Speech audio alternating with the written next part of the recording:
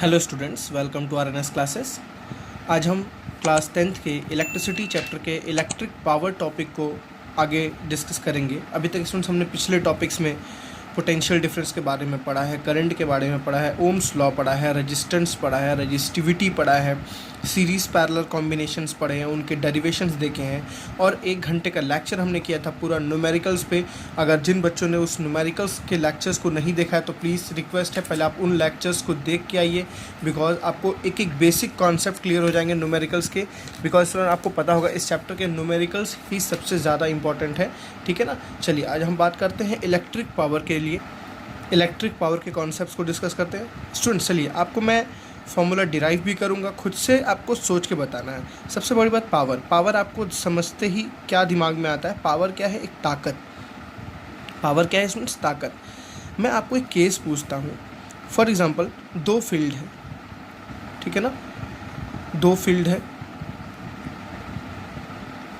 देखिए स्टूडेंट्स दोनों फील्ड की एरिया सेम है, इसकी भी एरिया ए है और इसकी भी एरिया ए है, ठीक है। एक फार्मर है वो यहाँ काम करता है और एक फार्मर है वो यहाँ काम करता है, ठीक है स्टूडेंट्स। मेरी बात समझ आ रही है ना? मैं पहले दोनों के काम को देखता हूँ। मुझे पहला फर्स्ट क्या देखना है? दोनों के काम को देखना है। मैंने दोनों को 1-1 घंटे का वर्क दिया, मैंने दोनों के लिए टाइम क्या कर दिया? फिक्स कर दिया। 1 आवर का मैंने दोनों को टाइम दिया। अब स्टूडेंट्स अगर एक वर्कर ने 1 घंटे में इतना फील्ड को कल्टीवेट कर दिया और दूसरे ने हाफ ऑफ फील्ड को ही कल्टीवेट किया, इतने ही फील्ड को कल्टीवेट किया, ठीक है ना, जो खुदाई हम करते हैं ये किया, तो स्टूडेंट्स आप दोनों में से बताइए किसके पास ज़्यादा ताकत होगी? दोनों फील्ड एकदम सेम तरीके के हैं, सॉइल दोनों का सेम तरीके का है, सब कुछ सेम है, दोनों को सेम मशीन दी गई है, ठीक है ना। इस वर्कर ने इतना, इस फार्मर ने इतना किया, इस फार्मर ने कम किया, तो आप स्टूडेंट्स डेफिनेटली बोलोगे इसके पास पावर क्या है? ज़्यादा। इसके पास पावर क्या है? कम। क्योंकि इसने काम क्या किया? ज़्यादा किया। वर्क क्या किया? ज़्यादा किया। इसने वर्क कम किया। तो 2 आपके टर्म्स दिमाग में आए, एक आया पावर, एक आया वर्क, ठीक है स्टूडेंट्स। बात समझ आई ना? तो आपने क्या देखा? जिसका वर्क ज़्यादा है, जिसका वर्क ज़्यादा है उसका पावर भी क्या है? ज़्यादा है। जिसने काम ज़्यादा किया उसका पावर भी क्या है? ज़्यादा। उसके पास ताकत क्या है? ज़्यादा। जिसका काम कम है उसका पावर भी क्या है? कम। जिसने काम कम किया उसका पावर क्या है? कम। मतलब एक बढ़ रहा है तो दूसरा भी बढ़ रहा है। अगर आप ज़्यादा काम करोगे तो आपके पास ताकत ज़्यादा है। एक ही घंटे में करना था ना, 1 घंटे में दोनों ने काम किया, इसने कम किया, इसने ज़्यादा किया, ठीक है। मेरी बात समझ आ रही स्टूडेंट्स? तो जितना आप काम ज़्यादा करोगे आपके पास ताकत उतनी ज़्यादा, जितना आप काम कम करोगे उसके पास ताकत उतनी कम। तो आपने क्या देखा? Power is directly proportional to work done. समझ बात आ रही है? Power is directly proportional to work done. Work done, W is what? Work done. जितना आप ज़्यादा काम उतना पावर ज़्यादा, जितना आप कम काम उतना आपका पावर क्या है? कम है। नेक्स्ट आते हैं टाइम को। अगर मैं रिलेट करूँ, फॉर एग्जांपल दोनों को मैंने कुछ फील्ड दिया। अब मैं टाइम स्टूडेंट्स यहाँ पे नहीं ले रहा हूँ, ठीक है ना, मैं टाइम यहाँ पे हटा रहा हूँ, वर्क को ले रहा हूँ। अब दोनों को ये पूरा फील्ड कल्टीवेट करना है, ठीक है ना, दोनों को ये पूरा फील्ड कल्टीवेट करना है। कल्टीवेट पूरा ही करना है, आधा नहीं करना है, 1/4 नहीं करना है, पूरा करना है। अब देखिए स्टूडेंट्स इस बंदे ने कितना टाइम लिया? फॉर एग्जांपल 1 आवर लिया और इस बंदे ने 2 आवर लिया टाइम। मेरी बात समझ आ रही है ना? 2 आवर टाइम लिया। देखिए इसने जल्दी कर लिया, इसने देर में किया। अब मुझे स्टूडेंट्स बताइए ध्यान से, पावर और टाइम को अगर मैं देखूँ, जिसने कम टाइम लिया उसके पास ज़्यादा ताकत है, जिसके ने ज़्यादा टाइम लिया उसके पास ज़्यादा ताकत है। एक रेसिंग जब होती है, एक एथलीट जब दौड़ता है, जो फर्स्ट किसको बोलते हैं स्टूडेंट? जो पहले आता है, जो जल्दी आता है उसके पास बोलते हैं फर्स्ट है। उसके पास ताकत क्या है? ज़्यादा। उसके पास पावर क्या है? ज़्यादा। मतलब जिसने काम जल्दी किया उसके पास पावर क्या है? ज़्यादा। जिसने काम जल्दी किया, समझिए, जिसका टाइम क्या है? कम। काम जल्दी मतलब जिसका टाइम क्या है? कम, उसकी पावर क्या है स्टूडेंट्स? ज़्यादा। जिसने टाइम ज़्यादा लिया उसकी पावर क्या है? कम है। मेरी बात समझ आई ना? मतलब अगर आप टाइम ज़्यादा लेते हो तो पावर क्या लगती है?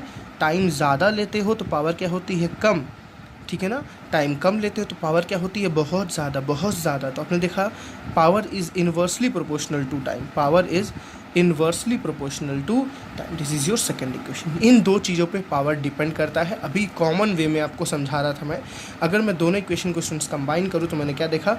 Power is equals to work done upon time taken. This is the formula for power. हर जगह ये फॉर्मूला अप्लाई होता है। Power is equals to work done upon time taken. अगर मैं डेफिनेशन बोलूँ पावर की स्टूडेंट्स तो क्या होगी? जल्दी से बताइए। पावर, इलेक्ट्रिक पावर, यहाँ पे अब क्या यूज़ करना है आपको, इलेक्ट्रिक पावर। हम बिकॉज इलेक्ट्रिसिटी चैप्टर को पढ़ रहे हैं तो हमें इलेक्ट्रिक रिलेटेड डेफिनेशन बतानी है, ठीक है ना। तो electric power is defined as work done per unit time. देखिए work done per unit time, ठीक है। Electric power is defined as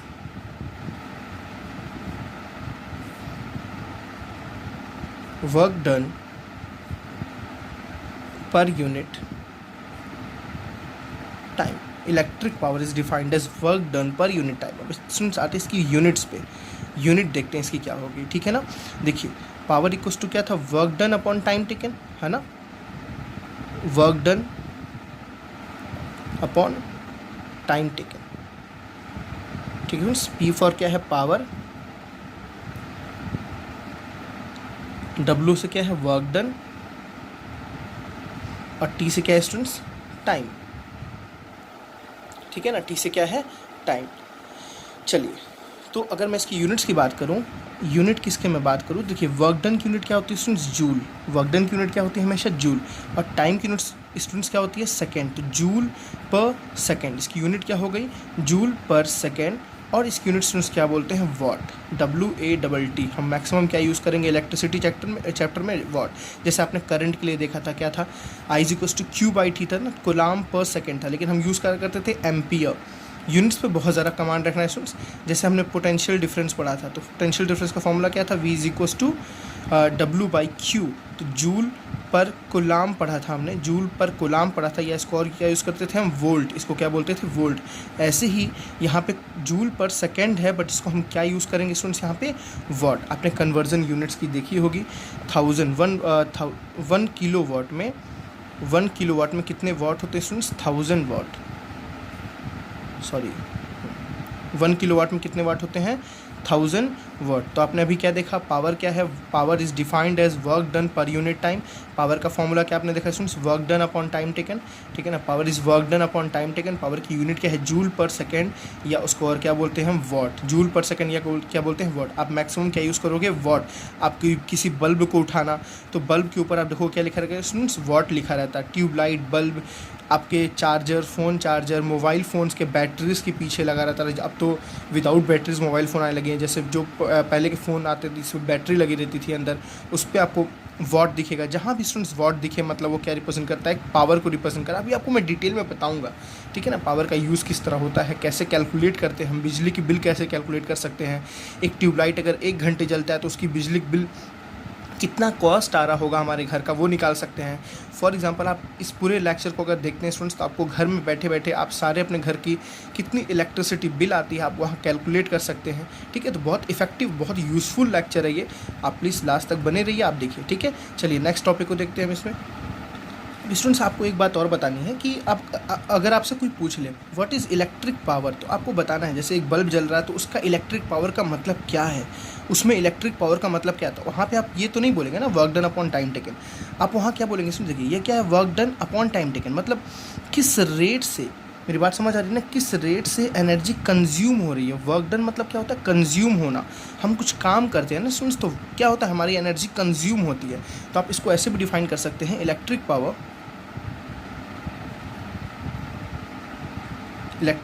is the rate at which electrical energy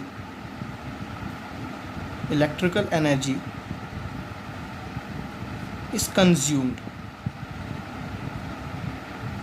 ठीक है students. Electric power is the rate, किस rate से electric energy consume हो रही है, ठीक है ना, किस रेट से इलेक्ट्रिक एनर्जी कंज्यूम हो रही है, वो किसको वो कौन डिफाइन करता है, आपका इलेक्ट्रिक पावर। अब देखिए स्टूडेंट्स, आपको पता होगा आपने अभी तक जितने लेक्चर्स में क्या पढ़ा, आई के बारे में पढ़ा, वी के बारे में पढ़ा, आर के बारे में पढ़ा, आपने कहीं वर्क डन के बारे में नहीं पढ़ा। तो आपको अगर पावर कैलकुलेट करना हो बाई इन सब के यूजेस से, जैसे किसी अप्लायंस का आपको करंट पता है, वी पता है, आपको पावर निकालना हो, किसी अप्लायंस का आपको रेजिस्टेंस पता है, करंट पता है, आपको पावर निकालना हो, किसी अप्लायंस का आपको पोटेंशियल डिफरेंस पता है, वी पता है और आर पता है, आपको पावर निकालना हो, तो इन सब चीज़ों में ये फॉर्मूला तो क्या हो जाता है, फेल। समझ बात आ रही है ना। ये सब फॉर्मूला क्या हो जाते हैं, वहाँ फेल हो जाते हैं। चलिए उनके बेसिस पे हम देखते हैं वहाँ पे कैसे हम पावर को कैलकुलेट कर सकते हैं। ठीक है, तो पावर का ही आपने कौन सा फार्मूला पढ़ा, पहला फार्मूला पढ़ा। चलिए नेक्स्ट पावर के फॉर्मूले को हम देखते हैं, डिस्कस करते हैं। ठीक है स्टूडेंट्स, तो देखिए अभी हमने जो पावर का फॉर्मूला देखा है स्टूडेंट्स, क्या देखा है, P is equals to W/T। P is equals to power equals to work done upon time taken. ठीक है ना। अब देखिए स्टूडेंट्स, आपने दो फार्मूलाज पढ़े हैं जहाँ पे वर्क डन यूज़ होता था, याद आ रहा है आपको, potential difference V is equals to क्या था, W work done upon charge Q। ठीक है स्टूडेंट्स, आपको याद है ना, V is equals to W/Q।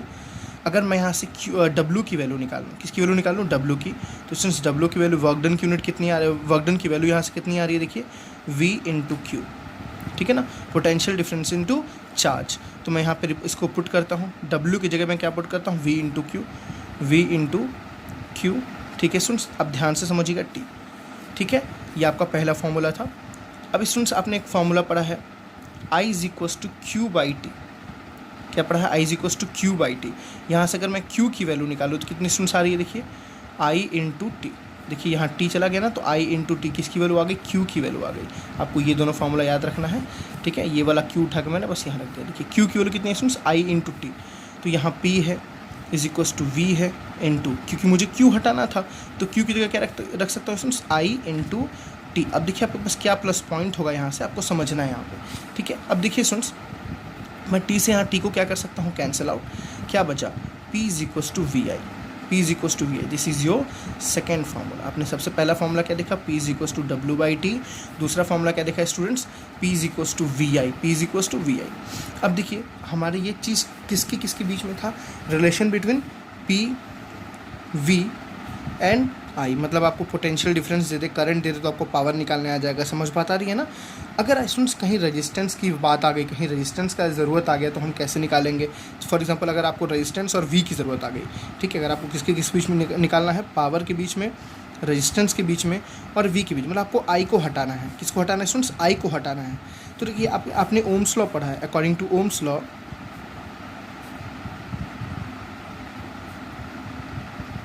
Ohms law students आपने पढ़ा है V is equals to IR। क्या पढ़ा आपने, V is equals to IR। तो यहाँ से अगर I की मैं वैल्यू निकालूँ, किसकी वैल्यू निकालूँ, I की। देखिए स्टूडेंट्स I की वैल्यू कितनी आती है, V अपॉन R। पता है ना, V अपॉन नीचे क्या आ जाता है, इसके R। ठीक है, तो I की वैल्यू आ गई V upon R। Putting the value of V in this equation, putting the value of I in this equation. मैं इस इक्वेशन में पुट करता हूँ, क्या था, P is equals to VI।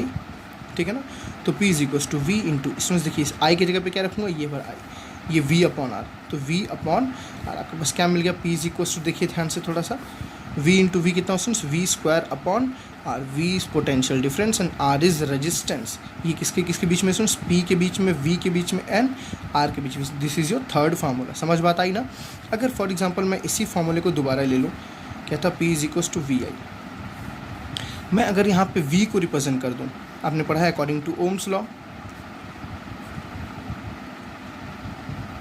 According to Ohm's law आपने पढ़ा है V इज इक्वल्स टू क्या होता है students, IR। V is equals to क्या होता है, IR। जहाँ पे V है अगर मैं वहाँ IR रख दूँ, मेरी बात समझ आ रही है ना, जहाँ V अगर वहाँ पे IR रख दूँ, देखिए क्या मेरा फॉर्मूला निकल के आएगा, P इज इक्वल्स टू, जहाँ V है स्टूडेंट्स वहाँ क्या रखना हो, I into R। I into, please आप नोट्स प्रिपेयर जरूर कीजिए इसका। ठीक, तो क्या स्टूडेंट्स आ गया, P इज इक्वल्स टू, देखिए I square R। This is your fourth formula. आपके पास ये चार फार्मूले।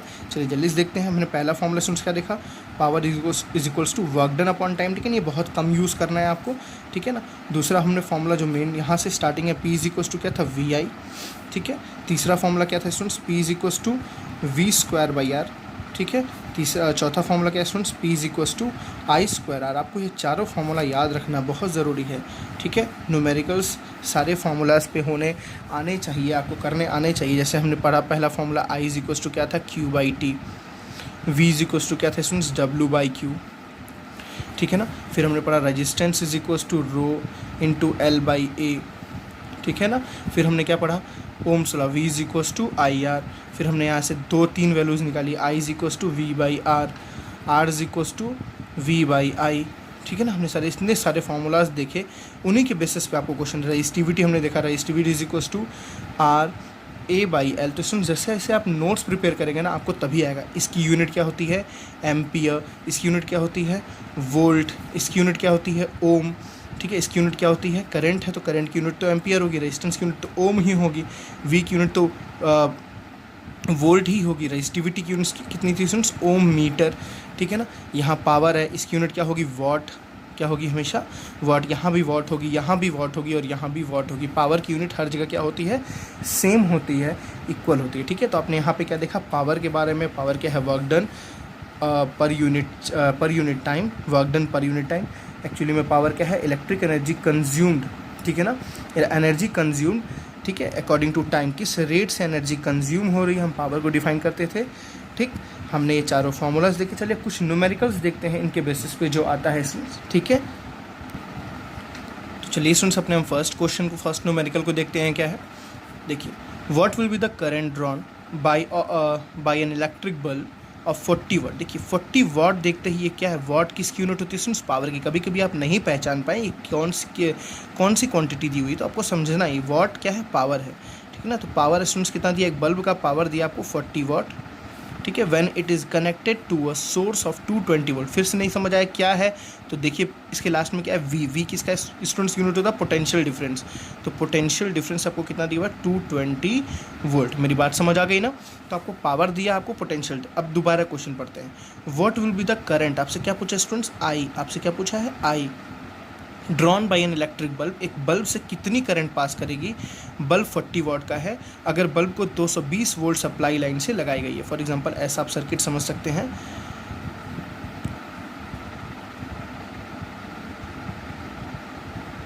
देखिए एक बल्ब को 220 वोल्ट सप्लाई लाइन दिया गया, बल्ब का स्टूडेंट्स पावर कितना है, 40 वाट, पावर कितना है 40 वाट। तो बताइए कितनी करंट यहाँ से पास होगी, कितनी करंट यहाँ से निकलेगी, ठीक है ना। तो आपको देखिए 3 चीज़ें आपको दी हैं, आपको बस रिलेशन ढूंढना है उन 4 फार्मूले में। पहला formula P is equals to V I, ठीक है ना। दूसरा formula P is equals to I square R, फिर P is equals to V square by R, ठीक है स्टूडेंट्स। आपको इन्हीं फार्मूलाज में आपको सारे कॉन्सेप्ट को ढूंढने हैं, ठीक है। एक P is equals to W by work done upon time था, ये बहुत कम यूज़ होता है, सबसे ज़्यादा यूज़ ये होता है। चलिए पावर दिया है, पोटेंशियल डिफरेंस मतलब V दिया है और I, पी वी आई। देखिए पहले फॉर्मूले में हमें मिल गया P इज इक्वल्स टू क्या होता है, V इंटू आई। हमें स्टूडेंट निकालना क्या है, I निकालना है, करंट निकालना है। तो करंट इक्वल्स टू क्या होगा, P अपॉन V। देखिए P अपॉन V, ठीक है स्टूडेंट्स। यूनिट चेक करिए, इसका यूनिट पोटेंशियल डिफरेंस तो V ही रहेगा, इसका वाट ही होना चाहिए, ध्यान रखें इसका वाट होना चाहिए, किलोवाट नहीं होना चाहिए। इस समय वाट किलोवाट नहीं होना चाहिए। अभी आपको मैं इलेक्ट्रिक एनर्जी पढ़ाऊंगा तो वहाँ पे किलोवाट हो सकता है, वहाँ पे किलोवाट ही होना चाहिए, वहाँ किलोवाट हो नहीं सकता, वहाँ किलोवाट ही होना चाहिए, बट यहाँ पे किलोवाट नहीं होना चाहिए, यहाँ वाट होना चाहिए। तो पावर कितना स्टूडेंट्स हो गया 40 अपॉन पोटेंशियल डिफरेंस कितना है, देखिए 220 वोल्ट। मेरी बात समझ आई ना। तो यहाँ जब इसको सॉल्व करेंगे आप तो करंट जो स्टूडेंट्स आई आएगा वो कितना आपके पास आएगा, 0.18 एम्पियर, ठीक है ना, 0.18 एम्पियर। मतलब करंट कितनी फ्लो होगी, 0.18 एम्पियर। बहुत ही इजी है स्टूडेंट्स, रियली बता रहा हूँ, बहुत इजी आपको लगेगा समझने में। चलिए नेक्स्ट क्वेश्चन को देखते हैं, क्या है, an electric bulb is rated. देखिए कुछ नहीं समझ आ रहा है तो आप समझो इसकी यूनिट्स को।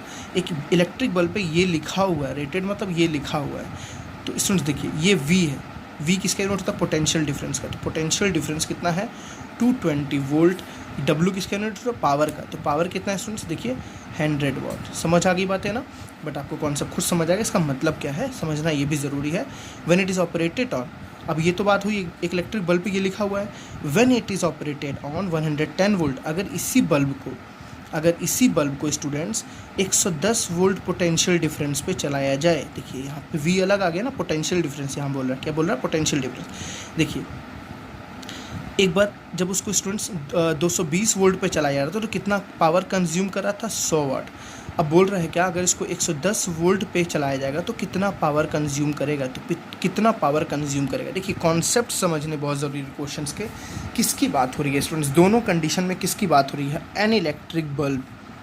एक बल्ब यहाँ भी क्या है स्टूडेंट्स, वही बल्ब है जो बल्ब यहाँ है। मेरी बात समझ आ रही है ना, जो बल्ब यहाँ है वही बल्ब है। इस बल्ब को अगर हम 220 वोल्ट सप्लाई लाइन दिए हैं तो उसने पावर कंज्यूम किया 100 वाट। अगर उसी बल्ब को हम 110 वोल्ट पावर सप्लाई दें तो कितना 110 वोल्ट पोटेंशियल डिफरेंस है तो कितना पावर कंज्यूम करेगा, आपको वो निकालना है। समझ आई बात है ना। तो देखिए स्टूडेंट्स दोनों कंडीशन में सेम बल्ब है, और अगर बल्ब सेम है तो याद कीजिए मैंने कुछ बताया था, ये क्या सेम है स्टूडेंट्स, दोनों कंडीशन में रेजिस्टेंस सेम, ठीक है ना, resistance of bulb is same. अगर आपको नहीं समझा, देखिए 3 चीज़ होता है, मैंने बताया, P होता है, V होता है और I होता है और R होता है। देखिए P और V तो दे ही दिया, P भी अलग है, V भी अलग है, I ही बचा। स्टूडेंट्स आपको पता है जब V बदला, जब पोटेंशियल डिफरेंस बोली तो करंट तो डेफिनेटली बदलना, बिकॉज आपको पता है current is directly proportional to potential difference. अगर पोटेंशियल डिफरेंस बदलती है तो करंट भी बदलेगा। क्या नहीं बदलेगा? रेजिस्टेंस, बिकॉज रेजिस्टेंस किस पे डिपेंड करता है? टाइप ऑफ मटेरियल पे। जब मटेरियल ही हम नहीं चेंज कर रहे हैं, जो मटेरियल यहाँ है वही मटेरियल यहाँ है, क्या हम लेंथ बदल रहे हैं? नहीं बदल रहे हैं। क्या हम एरिया बदल रहे हैं? नहीं बदल रहे हैं। क्या हम टेम्परेचर बदल रहे हैं? नहीं बदल रहे हैं। तो क्या रेजिस्टेंस बदल जाएगी? नहीं बदलेगी। दोनों कंडीशन में रेजिस्टेंस क्या रहेगी? सेम रहेगी, ठीक है ना। तो इस कंडीशन से हम क्या करेंगे? रेजिस्टेंस को कैलकुलेट करेंगे और जो यहाँ रेजिस्टेंस रहेगा वही रेजिस्टेंस यहाँ भी पुट करेंगे। मेरी बात समझ आई? तो देखिए यहाँ V दिया है कितना, 220 वोल्ट, P दिया है कितना, 100 वाट। समझ रहे हैं? V की हम किसको बोल रहे हैं? पोटेंशियल डिफरेंस को हम V भी बोलते हैं, कंफ्यूज नहीं होना है, ठीक है ना। और यहाँ पे सुन हमें निकालना क्या है? R। यहाँ से क्या निकालना है? R। वो ये W है, वॉट है। अब देखिए आपको PVR में रिलेशन स्टूडेंट्स याद होना चाहिए। P इज इक्वल टू क्या था? V square upon R, V square upon R। तो R इज इक्वल टू कितना हो जाएगा students? V square upon P। समझ आ रही है ना? V स्क्वायर का मतलब हुआ स्टूडेंट्स 220 इंटू 220 अपॉन, समझ बात आ रही है स्टूडेंट्स। और देखिए P कितना है? 100। 20 से 20 क्या हो गया? कैंसिल। तो आप इसको सॉल्व ना करें, कोई दिक्कत नहीं है। तो कितना आ गया? 22 इंटू 22 ओम, ठीक है। अगर आप सॉल्व नहीं करते हैं तो भी कोई इशू इसका नहीं पड़ेगा आपको। समझ आई स्टूडेंट्स? तो कितना है? 22 इंटू 22 ओम। मतलब वही रेजिस्टेंस यहाँ भी होगा। रेजिस्टेंस यहाँ पे कितना होगा स्टूडेंट्स? 22 इंटू 22 ओम। बल्ब क्योंकि चेंज नहीं हुई तो बल्ब का रेजिस्टेंस दोनों का सेम रहेगा। अब इस कंडीशन में आते हैं, आपको क्या दिया हुआ? V आपको कितना दिया स्टूडेंट्स? 110 वोल्ट। देखिए V कितना दिया हुआ? 110 वोल्ट। पावर आपको क्या करना है? कैलकुलेट करना है। और आपको रेजिस्टेंस मिल गया कितना? 22 इंटू 22 ओम। समझ पाते हैं स्टूडेंट्स? तो आपको पता ही है V, P और R में फिर से रिलेशन आप सोचिए क्या होता है। V, P और R में रिलेशन होता है V square, P is equals to V square by R। यहाँ पे आपको लेकिन निकालना क्या है? आपको यहाँ पे पावर निकालना है, तो एज इट इज़ रखेंगे power equals to V square by R, ठीक है स्टूडेंट्स। तो देखिए V स्क्वायर, V का स्क्वायर मतलब 110 इंटू 110 अपॉन R की वैल्यू कितनी स्टूडेंट्स? 22 इंटू 20। देखिए मैंने आपको इसीलिए बोला कैलकुलेशन करने की कोई ज़रूरत नहीं है। 11 2 ज़ा 22, 11 2 ज़ा 22, 2 2 ज़ा 4, ऊपर बचा 100, ठीक है ना। 100 अपॉन 4 कितना आ गया स्टूडेंट्स? 25, ठीक है ना। तो पावर यहाँ कितना आ गया? 25 वॉट। पावर कितना आ गया? 25 वॉट। आई थिंक आपको समझ आया अच्छे से दोनों न्यूमेरिकल स्टूडेंट्स। तो आपको चारों फार्मूले पे अच्छी पकड़ बनानी है। क्वेश्चंस मैं लास्ट में ह्यूज अमाउंट ऑफ क्वेश्चंस कराऊंगा, एकदम बल्क में क्वेश्चंस कराऊंगा, हर एक टॉपिक को कवर करके मैं क्वेश्चंस कराऊंगा, बोर्ड में आए हुए क्वेश्चंस भी कराऊंगा। बट आपको अभी क्या करना है? कुछ पुराने प्रीवियस लेक्चर्स को देखना है। अगर आप नए हैं इस लेक्चर में, आप पुराने प्रीवियस लेक्चर्स को देखिए, समझिए, उसके नोट्स प्रिपेयर करिए, फिर आप इस लेक्चर को देखिए। अब मिलते हैं नेक्स्ट टॉपिक में स्टूडेंट्स।